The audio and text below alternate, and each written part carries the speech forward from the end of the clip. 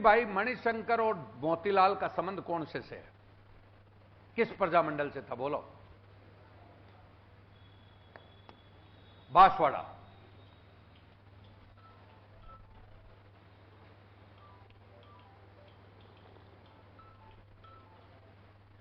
Same ऐसा कैसा question पिछली बार पूछा, उसमें 3 नाम दूसरे दिए, मैंने दूसरे दिए। अब वो जमाना धीरे धीरे खत्म हो गया। फलाने का अध्यक्ष कौन है, ढिकड़े का अध्यक्ष कौन है, वो गया।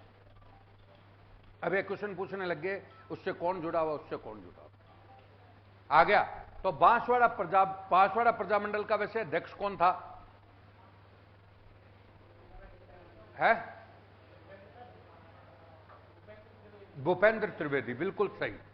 बांसवाड़ा प्रजामंडल का अध्यक्ष था, सुन लो, वो भूपेंद्र त्रिवेदी, और साथ में हरदेव जोशी भी जुड़ा हुआ था। हरदेव जोशी ने अनाज परिषद भी बनाई थी। कौन सी? अनाज परिषद, समझ गए क्या? और डूंगरपुर प्रजामंडल से भोगीलाल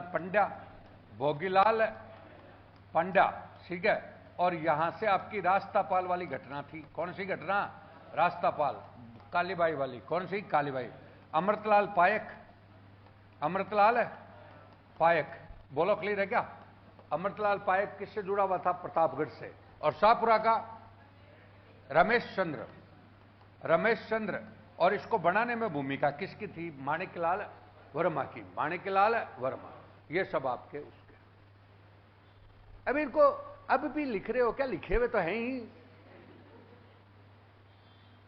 अब भी लिख लो। अरे अब भी कितना लिखोगे?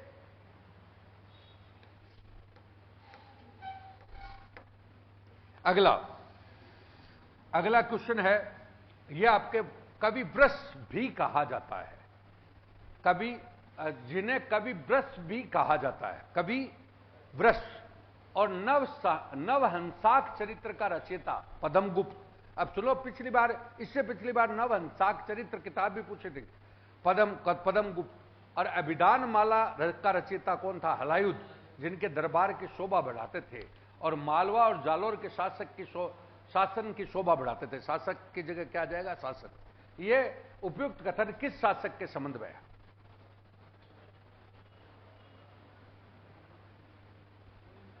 मैंने फिर बोला है, जिन्हें कवि वृष भी कहा जाता है, कवि वृष।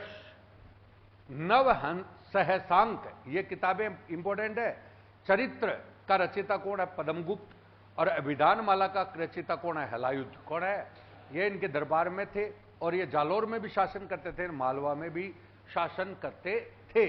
तो उपयुक्त कथन किससे संबंधित है? बोलो। परमार राजा मुंज। अब तुम कहोगे ये क्यों पूछा? तो परमार तुम्हारे सिलेबस में आ गया। और नंबर 2, परमार राजा कौन है? मुंज। और ये हंसाकर ये नहीं है क्या? ये आपके पिछली बार भी उसमें पूछा हुआ था, भी हार्ड पेपर लगता है।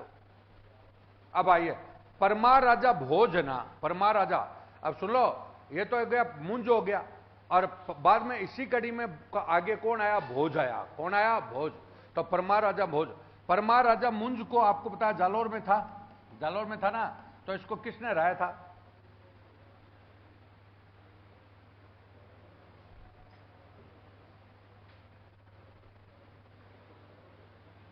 अरे सबसे पहले है चौहान। सबसे पहले कहां पर आए? चौहान कौन सा है? नाडोल कहां पर है? पाली। वहां पर कौन आया? वत्सराज वो उसका कौन सा? लक्ष्मण चौहान आया। कौन सा आया? लक्ष्मण।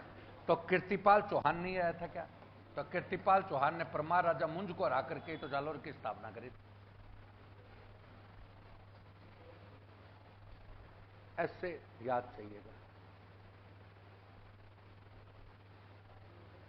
तुम है ना, जैसे सोचते हो ना कि गुरुजी ने तो अलग लिखा दिया, हिस्ट्री में नहीं लिखा है, ज्योग्राफी में लिखा दिया। अब बोलो,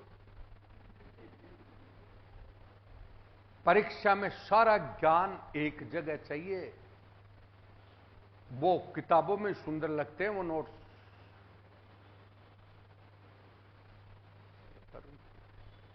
अब ये तो तुम्हारे सिलेबस में है, नाडोल का पहला राजा चौहानों का कौन था? लक्ष्मण। लक्ष्मण के बाद अंतिम कौन था? कृतपाल। और कृतपाल को कृत भी बोलते थे। कृतपाल ने परमार राजा मुंज को हराया। परमार राजा मुंज को हराकर जालोर में अपना शासन स्थापित किया। ये सोनगरा चौहान कहलाए। और ये पहला कौन हो गया? कृतपाल चौहान। उसी कड़ी में कानरदेव आएगा लास्ट। कौन सा? कानरदेव। और कानरदेव को फिर अलाउद्दीन खिलजी हराएगा। ये आगे क्या कड़ी जुड़ेगी। अब आओ, इधर चौहान राजा कानरदेव बता ही दिया मैंने, और इधर प्रतिहार राजा मिहिर भोज। तो मिहिर भोज को तो मैंने ऐसे ही दे दिया, मिहिर भोज प्रतिहारों का राजा था, आ गया। लेकिन जालोर से मिहिर भोज का तो संबंध नहीं है, बल्कि किसका संबंध? नागभट्ट प्रथम का। अरे नागभट्ट प्रथम कहां का? जालोर का भी शासक था और मालवा का भी क्या था? शासक। नागभट्ट प्रथम ने जालोर का क्या बनाया था? दुर्ग। जालोर का दुर्ग किसने बनाया था? अब बोलो, तब मैंने जालोर दुर्ग पढ़ाते समय बताया भी कि जालोर में पहले कौन से आगे? प्रतिहार। तो प्रतिहार में कौन आ गया? नागभट्ट। बाद में आगे परमार, और परमार के बाद चौहान, और चौहान के बाद तुर्क, और बाद में राठौड़। खाली जालोर का दुर्ग फ्लोनो लिख लेगा, बहुत बड़ा, कौन पूछता है? पोल खुल रही है क्या हिस्ट्री में?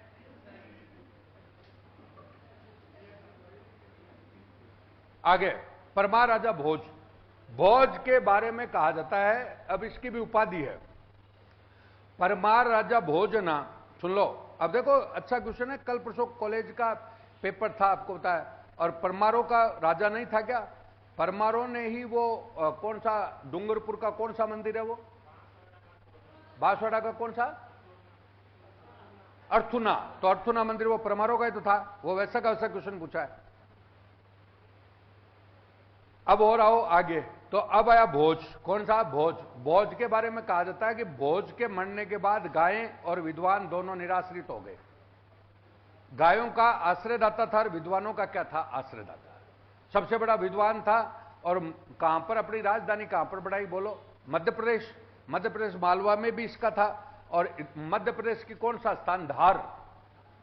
और हमारे यहां पे ये जालोर में भी रहा। और कौन सा? एक कौन सा बोलो?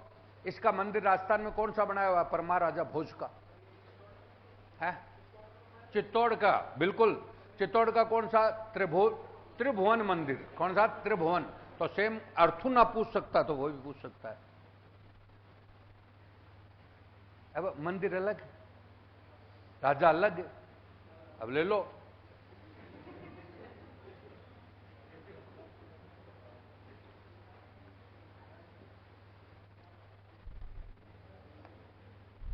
तब मैंने सोच समझ के मैंने फाउंडेशन का बेस शुरू किया है कि मेरा ज्ञान अब किसको दूं। क्योंकि मैंने देखा कि इधर तो ऐसे करेंगे, नदी चाहिए इनको, नाला चाहिए। अब उसमें मैं ये बैठे एक दो, इनको साफ कह दिया, पूछ लो इनको, वास्तव में कोई आदमी ऐसा कोई भी कोचिंग संचालक नहीं होगा या टीचर नहीं होगा जो रोजाना कहता है अब भी इच्छा नहीं है तो भाग जाओ। रोजाना कहता हूं कि इच्छा नहीं है तो भाग जाओ, अब भी छोड़ दो, अब भी छोड़ दो रोजाना। क्योंकि जिसके बस का, और मैं शायद बेइज्जती तो कोई सीमा होती होगी।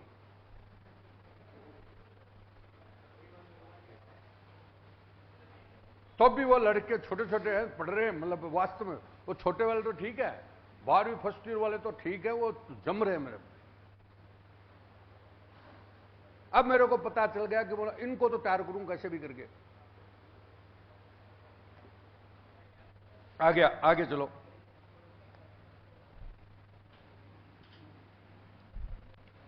आचार्य जिनसेन द्वारा रचित हरिवंश पुराण। कौन सा? आचार्य जिनसेन द्वारा रचित हरिवंश पुराण आपका किस शासक के कार्यकाल में रची गई? बताओ। जिनसेन द्वारा रचित हरिवंश पुराण किसके? तो बोलो वत्सराज प्रतिहार। अब सुनो, वही प्रतिहार का पिछली बार क्वेश्चन आया, बोलो क्या? वत्सराज प्रतिहार है ना, उसके दरबार में ही वो था कोलेमाला वाला। कोलेमाला कौन सा? अद्वतन सूरी, जिसकी 18/100 वाला पिछली बार क्वेश्चन आया, उसी के दरबार में यह है। कौन है? जिनसेन, आचार्य जिनसेन, जिसने यह लिखा। यह प्रतिहार सेम मैंने जो पेपर था ना आपका, उसके इर्द गिर्द ही पेपर बनाया है। अब चाहो तो है ना, ऐसे बुरा मत मानना, इनका 5000 वालों का देखना तो सही पेपर आप। अरे 5000 वाले नहीं है क्या, 5-7 हजार वाले टेस्ट सीरीज का 5-7 हजार ले रहे हैं, देखना तो सही। खाली भाई साहब कट पेस्ट करते हैं, कुछ नहीं करते। और सवाई सिंह एक एक चीज को देखकर बनाता है कि कहां पर कौन सा क्वेश्चन उठ रहा है। आगे आगे आपका है, अब आइए, तो ये आपके हिस्ट्री के कुछ क्वेश्चन थे जो दिए, समझ गए क्या? हिस्ट्री के जैसे दिए वो क्वेश्चन दे दिए। अब डिजास्टर रिकवरी डाटा सेंटर कहां पर स्थापित किया जाएगा? बोलो, डिजास्टर डाटा सेंटर बोलो। जोधपुर। अब की बार के बजट का क्वेश्चन है, अब की बार के बजट का क्वेश्चन है, क्योंकि पिछली बार के बजट के, सुन लो, पिछली बार के बजट के मैंने पेपर में देखे थे, कम से कम 15 क्वेश्चन आए थे। 15 आर्थिक समीक्षा और बजट के लगभग 30 क्वेश्चन थे उसमें, समझे? तो डिजास्टर मैनेजमेंट, अब सुनो, इसको किससे जोड़ोगे वैसे टॉपिक को? देखो, पशुपालन, कृषि, सुन लो, पशुपालन, कृषि, पर्यावरण और वन, विज्ञान प्रौद्योगिकी, सूचना प्रौद्योगिकी, राजस्थान के परिप्रेक्ष्य में साइंस एंड टेक्नोलॉजी में डाल रखा है। साइंस में टोटल यूनिट है 10। जो तुम वास्तव में केमिस्ट्री, फिजिक्स, मैथ्स वो पढ़ते हो तो एक यूनिट है। बाकी एक यूनिट कौन सी होगी? आनुवंशिकी की, सॉरी, एक डिजीज की होगी, एक विटामिन की होगी, एक आपका टेक्नोलॉजी की होगी। उसमें 3 यूनिट अपने राजस्थान की है। 3 यूनिट किसकी है? राजस्थान। तो उसमें से डिजास्टर। हर यूनिट को ध्यान रखो चीजें। तो अब बोलो, जोधपुर में, अच्छा जोधपुर में इस टाइप की टेक्नोलॉजी की और संस्था कौन सी है? टेक्नोलॉजी बोलो। डिजास्टर रिकवरी डाटा सेंटर तो हो गया, इस टाइप की और संस्था बताओ। टेक्नोलॉजी बोलो भाई, नॉर्मली है ना, वही पर्यावरण से रिलेटेड कौन सी होगी?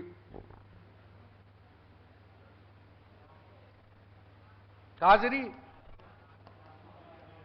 पर्यावरण से रिलेटेड होगी। वन हो गया ना, वन है। और दूसरी आफरी और डिजिटल विश्वविद्यालय, डिजिटल यूनिवर्सिटी पिछली बार आया, डिजिटल यूनिवर्सिटी कहां पर है? वहां पर। इसके अलावा बोलो,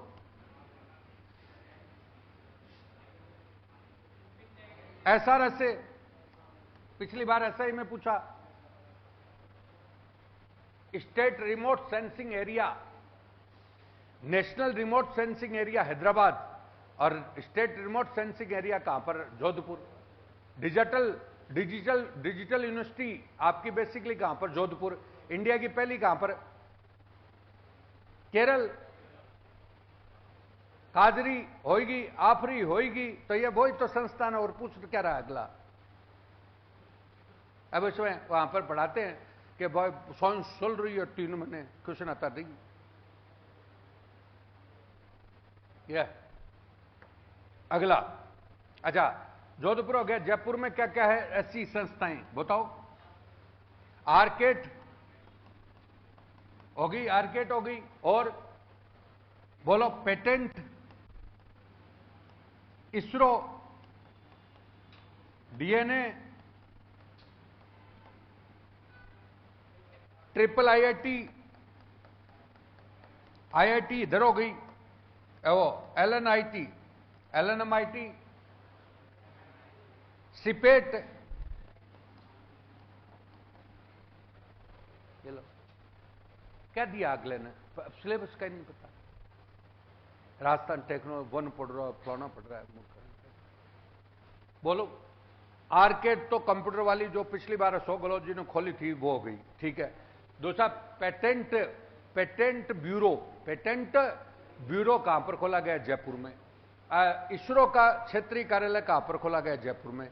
डीएनए का रिसोर्स सेंटर, डीएनए शोध संस्थान कहां पर खोली गई है? जयपुर में। इंडिया के परिप्रेक्ष्य में लखनऊ है, और यहां पर कहां पर है? जयपुर में। और आपका कौन सा लक्ष्मी निवास मित्तल ट्रिपल आईआईटी कहां पर खोली गई? जयपुर में। और अभी अभी एक और बताया जो है ना, वो कौन सा पिरामल मस्तिष्क शोध संस्थान, मस्तिष्क शोध संस्थान कहां पर खोला गया? जयपुर में।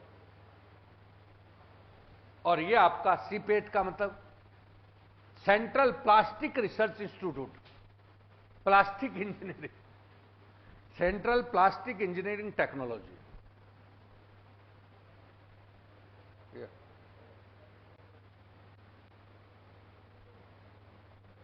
मेरे को इन पे अफसोस होता है कि भाई टेक्नोलॉजी, साइंस कौन पढ़ाएगा? एक्सपर्ट बताओ, काय का एक्सपर्ट है इसमें?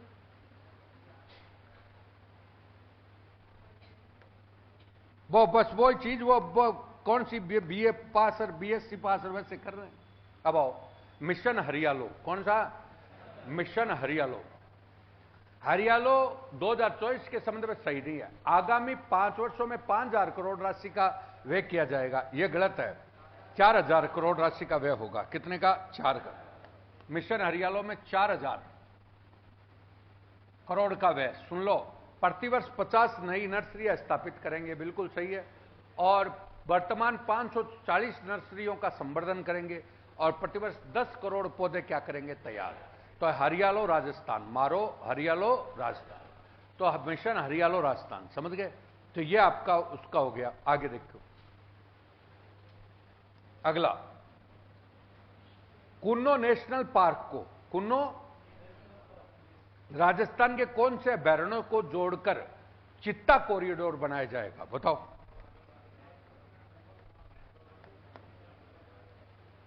बैसरोडगढ़ और चंबल। मैंने सेम वैसे वैसे दिए पिछली बार। यहां पे कौन सा क्वेश्चन आया? वो आया, कौन सा नया टाइगर प्रोजेक्ट खोला वो आया। हर क्वेश्चन करंट में दिया है। अब सुन लो, अब आंख कान खोलकर सुन लो। जो तुम पढ़ते हो ना, फलाना की स्थापना कब हुई, फलाना, कोई नहीं पूछेगा, कोई नहीं पूछेगा।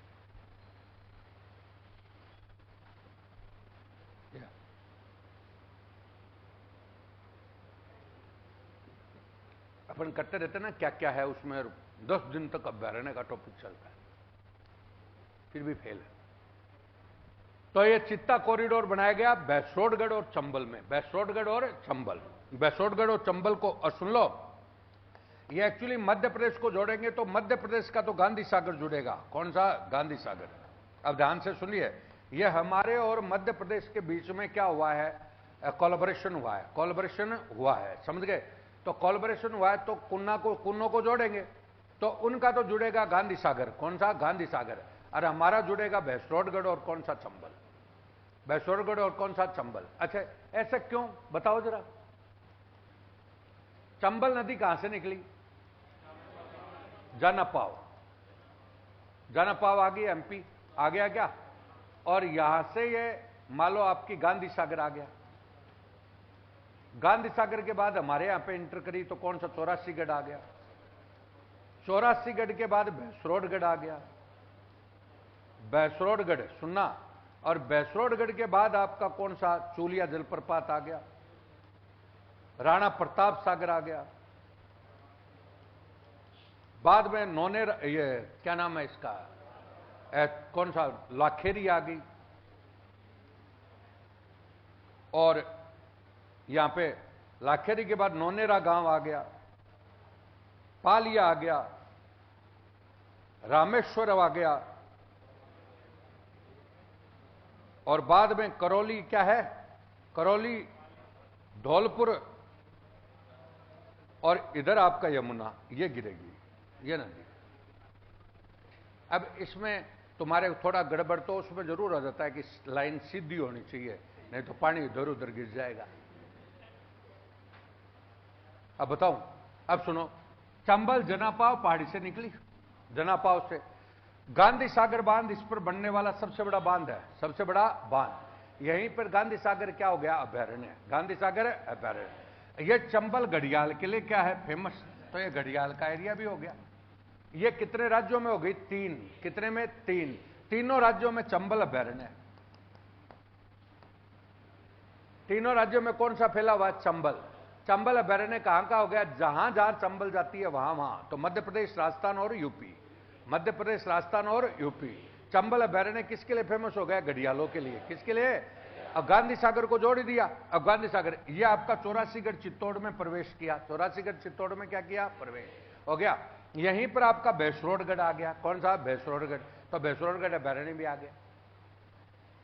मार्ग तो होगा, आ गया भैंसरोडगढ़ अभयारण्य। भैंसरोडगढ़ में कौन सी नदी आकर मिली? ब्राह्मणी। कौन सी? ब्राह्मणी नदी कहां से आई? बोलो।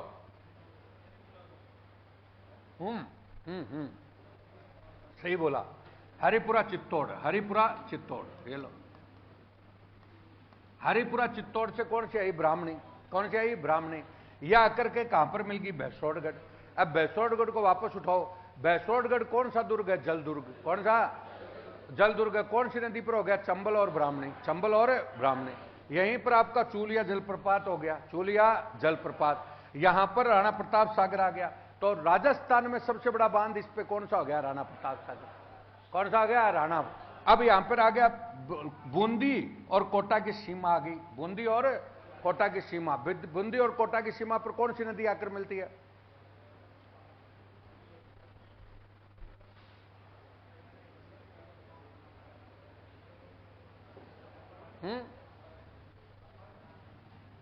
कुराल।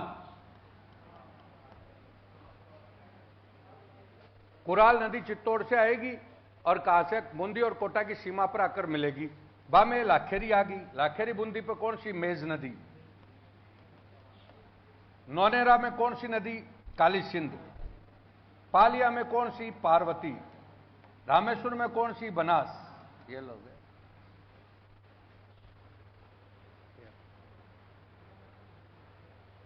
सारा है सिस्टम। लेकिन एक तो दिन लगता है और वो पानी ऐसे गड़बड़ न हो जाए। आ गया क्या? तो ये सारा का सारा एक बार मैंने हजारों बार बताया कि कोई भी चीज पढ़ते हो तो 2 मिनट में एक बार खाका खींचो उसका कि ये कहानी है, इसके ये स्टेप्स है। वो जाने दो किधर पानी जा रहा है किधर नहीं जा रहा, तुम्हारे घर में तो आएगा ही नहीं ना। चलो आगे। निम्न में से सम्मिलित करो। अब आया इंडिया के परिप्रेक्ष्य में, समझ गए? इंडिया की प्रौद्योगिकी वगैरह उसमें आ रहा है, समझ गए? पिछली बार अब ये क्वेश्चन मैंने क्यों दिया ये बताओ, अगर पेपर पढ़ाओ तो। पिछली बार ये नहीं आया राजीव गांधी जैव प्रौद्योगिकी संस्थान आया कोयम्बटूर, मैंने उसी के तर्ज मैंने पेपर उसी तर्ज पे दिया है पूरा। आ गया। अब आया स्टूडेंट का सबसे पहला पॉइंट होता है, सबसे पहला एक तो वो सिलेबस को बिल्कुल बाड़ बाड़ पढ़े। सिलेबस को बाड़ बाड़, उसको सपने में भी पता होना चाहिए फलाना सिलेबस मेरा यहां पे है। दूसरा वो पुराने पेपर से ना वो बहुत ध्यान से हर चीज को बाड़ बाड़ पढ़े। बताऊं कैसे? बताऊं आपका वही क्वेश्चन आता है। पेपर सेट होता है, उसको पेपर दिया जाता है। पेपर दिया जाता है तो उसको सबसे पहले क्या देगा? एक तो देंगे सिलेबस, एक देंगे पुराने वाला पेपर। तो वो जो पेपर सेटर है ना, पुराने वाला क्यों देते हैं कि आपको इसी लेवल का पेपर बनाना है और इधर आपका ये सिलेबस का ध्यान रखना है। तो आप कभी भी मिला के देख लो, कोई भी क्वेश्चन आता है ना तो पिछले क्वेश्चन के इर्द गिर्द ही आता है। अब कभी सोचता ही नहीं, न तो वो पेपर का सोचता है, पुराना पेपर लाएगा उसको रट लेगा, वो थोड़ी आएगा। आगे। अब आइए, राष्ट्रीय कृषि खाद्य जैव प्रौद्योगिकी केंद्र, जैव प्रौद्योगिकी केंद्र मोहाली में है। Institute for stem cell science and regenerative medicine Bangalore में है, और राष्ट्रीय पशु जैव प्रौद्योगिकी संस्थान हैदराबाद में है, और राष्ट्रीय पादप जीनोम अनुसंधान संस्थान दिल्ली में। चारों सही है, चारों सही है, ऐसे कैसे? अब इसके माध्यम से हमने चारों संस्थान बता दिए प्रौद्योगिकी। आगे देखिए, आगे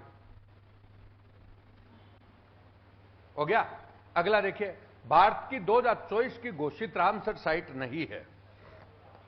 Satpura tiger, Satpura tiger reserve नहीं है। अब रामसर साइट को करंट से देख लिया तो रामसर, ये सब जैव प्रौद्योगिकी, वो साइंस एंड टेक्नोलॉजी उससे आ रही है। बोलो, अब बोलो रामसर साइट है नहीं है। अब रामसर पहले बोलो, रामसर सम्मेलन 1971, 2 फरवरी 1971 रामसर ईरान। 2 फरवरी को हम कौन सा दिवस मनाते हैं? कौन सा दिवस? बेटलेम नम भूमि दिवस मनाते हैं।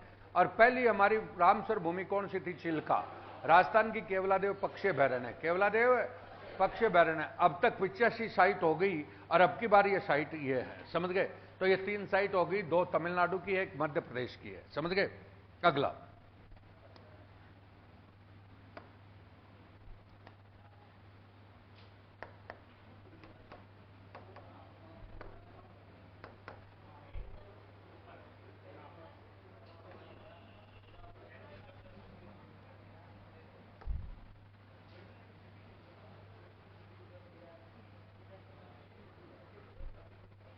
अब देखिए, एक सूर्य हो गया, एक सूर्य, एक विश्व, एक ग्रिड, एक अंतर्राष्ट्रीय बिजली ग्रिड है, अंतर्राष्ट्रीय बिजली ग्रिड। यह प्रधानमंत्री ने नारा दिया है, एक सूर्य एक विश्व है। भाई एक तो सूर्य है, एक विश्व है, और एक ही क्या होगी? ग्रिड होगी। पूरी दुनिया को एक ही तरह से बिजली सप्लाई होगी।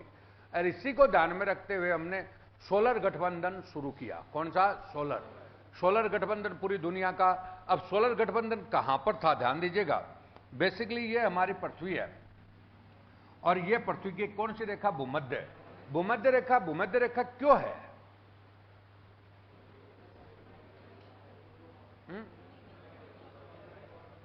बोलो।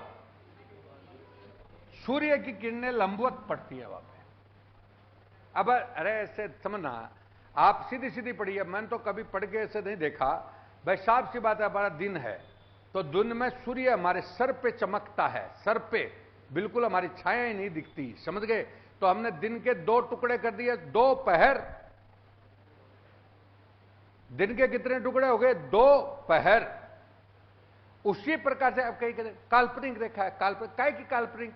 कोई फुट गए तो काल्पनिक खींच देगा। यह वही सिस्टम है, सेम अपना दिन नहीं है क्या?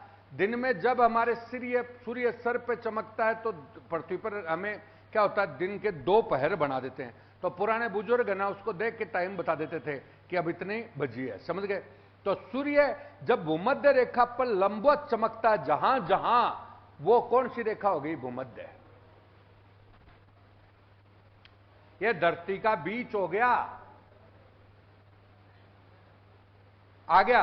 अब आओ, अब ये 2 बजे है ना, जैसे 2 बजे अपना सूर्य लंबवत कब तक चमकेगा? बोलो 2 बजे तक। अरे भाई धीरे धीरे आएगा, 2 बजे तक आएगा ना, और इधर भी 2 बजे तक आएगा। अब यहां पर 2 बजे तक है ना, ये 2 बजे तक 23.5 डिग्री पर करक कर रही है, 23.5 डिग्री पर कौन सी मार्कर, यहां तक सूर्य का लंबवत चमकना होता है। हो गया क्या? लंबवत चमकना होता है ना। अब ये लंबवत चमकता है तो यहां पे सूर्य की किरणें क्या आती है? ज्यादा। तो कर्क रेखा और मकर रेखा पर स्थित देश ना, उन देशों का समूह ही तो सोलर गठबंधन है। ऊपर वाले क्या करेंगे? वहां तो बर्फ आ रही है,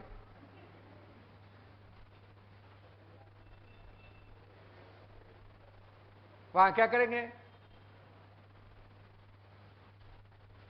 कभी कभी परंतु व्यवहारिक गए नहीं कभी।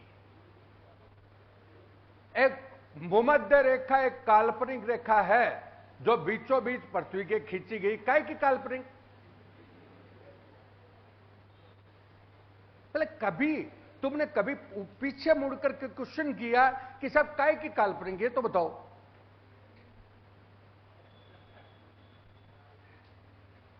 नहीं, इतने लकीर के फकीर कि उसी लाइन को पढ़ते जा रहे हैं। पहली क्लास से भूमध्य रेखा काल्पनिक रेखा। तो ये ध्यान दीजिएगा। तो ये ओवरऑल जो सौर गठबंधन, यहां पर पूरी आपकी ऊर्जा कहां पर है? सूर्य का तापमान कहां पर है? वहीं पर है। आ गया भाई समझ में? अब इसके देखो, तो यहां पर ये इसका हमने त्रिपक्षीय समझौता कर लिया दुनिया में। एक तो अंतर्राष्ट्रीय सौर गठबंधन हो गया। कौन सा हो गया? अंतर्राष्ट्रीय सौर गठबंधन। कौन से कब बना था? COP 21 में। COP 21 कहां पर हुआ था? पेरिस। कब हुआ था? 2015 में। तो 2016 में इन्होंने बना लिया और ये बेसिकली गुड़गावा कहां पर है? भारत में। और ये कौन से देशों का समूह है? तो मैंने कहा कर्क रेखा पर स्थित देशों का समूह, समझ गए? उसमें देश आ गए सारे। अब आइए, तो गुड़गांव में बन गया। अब आपका आरएस मुख्य परीक्षा में उस समय आ गया था पेरिस फ्रेमवर्क, आ गया। कोप तो आता रहता है, अब कहीं कोप लिख लिया कल कोप, अब आ गया कोप में बनाए। अब ये तो गठबंधन बन गया हमारे भारत में, ये हो गया यूरोपियन यूनियन बैंक, विश्व बैंक और भारत सरकार। तो इसका त्रिपक्षीय समझौता हुआ है, जो किन किन के बीच में हुआ है? एक तो सोलर गठबंधन के बीच में, एक भारत सरकार के बीच में, और एक विश्व बैंक के। तो इसमें यूरोपियन यूनियन बैंक नहीं है। ये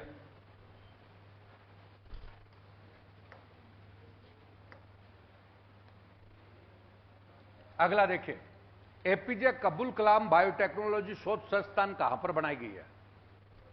अब वही वापस आ रहा है, ये देखो, एपीजे अब्दुल कलाम बायोटेक्नोलॉजी शोध संस्थान कहां पर है? छित्रौली, जयपुर। ये आ गया समझ में? और एपीजे अब्दुल कलाम वो किस में जाएगा? अब वो उनके लिए कान खोल रहा हूं जो साइंस करते घूमते हैं।